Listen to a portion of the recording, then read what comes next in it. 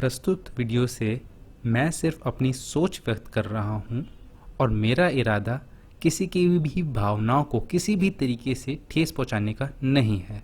China और India की कुछ झड़प होने के बाद इंडिया के 20 जवानों की शहादत हो गई। काफ़ी दुख देने वाली खबर है, लेकिन दुख से भी ज़्यादा हमें एक इमोशन जो देखने को मिलता है वो होता है गुस्से का। हमारे देश पे जवानों पे हमला करने का मतलब है हमारे देश पे हमला करना, और हमारे देश पे हमला करने का मतलब है हमारी माँ पे हमला करना। और जब कोई हमारी माँ पे हमला करता है हम चुप नहीं रह सकते, हमें गुस्सा आता है।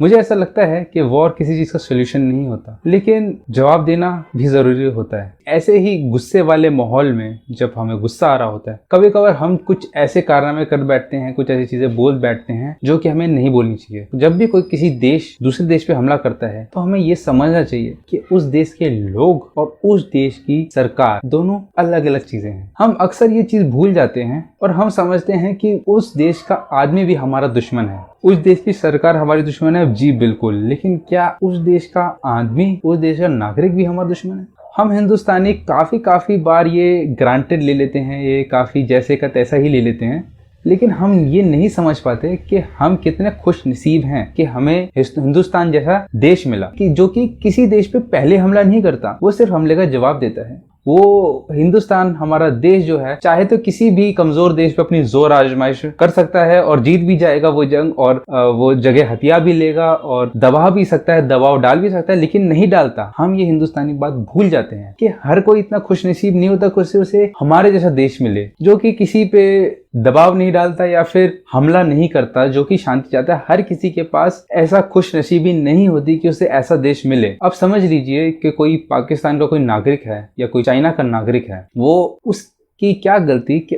उसके देश की सरकार बुरी है। जैसे हिंदुस्तानी भाव ने कहा था, और जितने भी इंडिया में चाइनीज है या कोई काम पे रखा होएगा तो पहली फुर्सत में भगाओ। हाँ, उनके साथ आप लोग भी फटके खाना चाहते हैं? नहीं ना, उन लोग को भगाने का। हाँ, इधर एक भी चाइनीज नजर आया, हाँ, में चिकन चिल्ली नूडल सब डाल देंगे। हाँ, काफी नैरो माइंडेड होते हुए कुछ एब्यूजिव स्टेटमेंट कही थी। उन्होंने काफी ज्यादा कंफ्यूज किया नॉर्थ ईस्टर्न, नेपालीज और चाइनीज में। इन तीनों में फर्क है। नॉर्थ ईस्टर्न हिंदुस्तानी ही हैं। बहुत सारे लोग जो हैं इस स्टेटमेंट से थोड़ा सा उनका दिमाग भटक सकता है और उनको गलत इन्फॉर्मेशन पहुंच सकती है। जो नेपाली हैं वो अलग दायरे में है, वो अलग देश है। जो चाइना है वो अलग देश है। जो नॉर्थ इंडियन है वो हमारे हिंदुस्तानी भाई ही हैं। खाली किसी के देखने पे आप उसके देश का पता नहीं लगा सकते। और अब करते हैं हम देश के नागरिकों की बात। तो बिल्कुल, जैसे कि आप सबको पता ही होगा कि हमारी नेपाल से थोड़ी पॉलिटिकल डिस्टर्बेंस हो रखी है। कुछ जगह की पॉलिटिकल डिस्टर्बेंस है,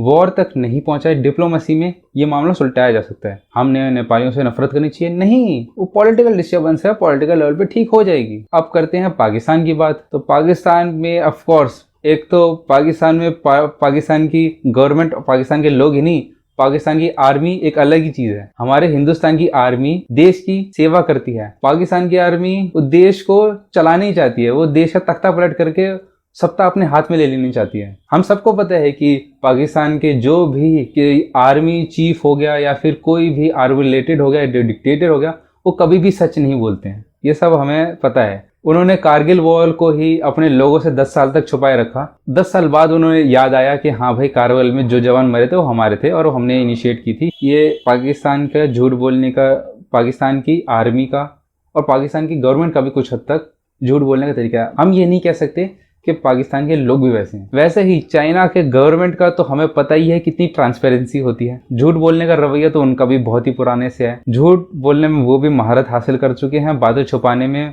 धोखाधड़ी करने में वो भी आगे हैं चाइना की गवर्नमेंट जो है। लेकिन जो चाइना के लोग हैं उनकी क्या गलती है? एक कॉमर्स स्टूडेंट होने के नाते मैं जानता हूं, वॉर के समय किसी भी एनिमी कंट्री कंपनी, यानी एनिमी कंट्री बोले तो अगर चाइना की कोई भी कंपनी हिंदुस्तान में होगी तो उसका व्यवसाय जब्त करा जा सकता है और बंद भी करा जा सकता है। या फिर कोई हिंदुस्तान की कंपनी अगर किसी चाइना की कंपनी से ताल्लुक रखती होगी या चाइना से किसी भी जरिए ताल्लुक रखती होगी तो गवर्नमेंट उस व्यवसाय को बंद करवा सकती है। लेकिन वो एक वॉर टाइम की सिचुएशन होती है, क्योंकि जिस दुश्मन कंट्री के साथ आपकी लड़ाई है वो उसी को फंड कर रही है, वो एक अलग मुद्दा है। लेकिन जब हम किसी देश के साथ वॉर पे नहीं हैं तो जाहिर सी बात है कि उनके देश के नागरिक को हम निकालना शुरू कर दें, हम काम से निकालना शुरू कर दें, क्योंकि वो उस देश से बिलोंग करते हैं। अब कोई भी नागरिक चाइना का हिंदुस्तान में क्यों आएगा? काम ढूंढने हो सकता है, क्या हो सकता है उसके परिवार हो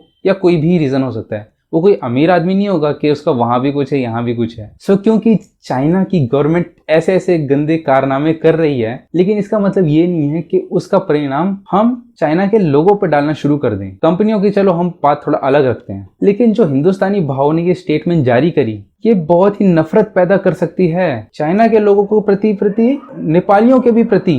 और मुझे ये बताने की जरूरत नहीं है कि लोगों में कितनी सोच दबी हुई है नॉर्थ इंडियंस के, भाई वो हिंदुस्तान का पार्ट नहीं मानते, वो तो उन्हें चाइनीज चिंकी पता नहीं क्या क्या नेपाली बोल के बुलाते हैं, जो कि बहुत गलत बात है। तो हिंदुस्तानी भाव का ये बोलना, ऐसी स्टेटमेंट देना काफी ज्यादा लेवल पे नफरत पैदा कर सकते हैं। इस वीडियो का मकसद कोई भी कंट्रोवर्सी को जन्म देना नहीं है, बस इतना बताना है कि जंग एक बहुत ही अच्छी चीज नहीं होती और नफरत भी बहुत अच्छी चीज नहीं होती। हालांकि जो गलत करे उसको जवाब देना चाहिए, लेकिन उस चक्कर में जो मासूम है उसे हमें सजा नहीं देनी चाहिए। शुक्रिया।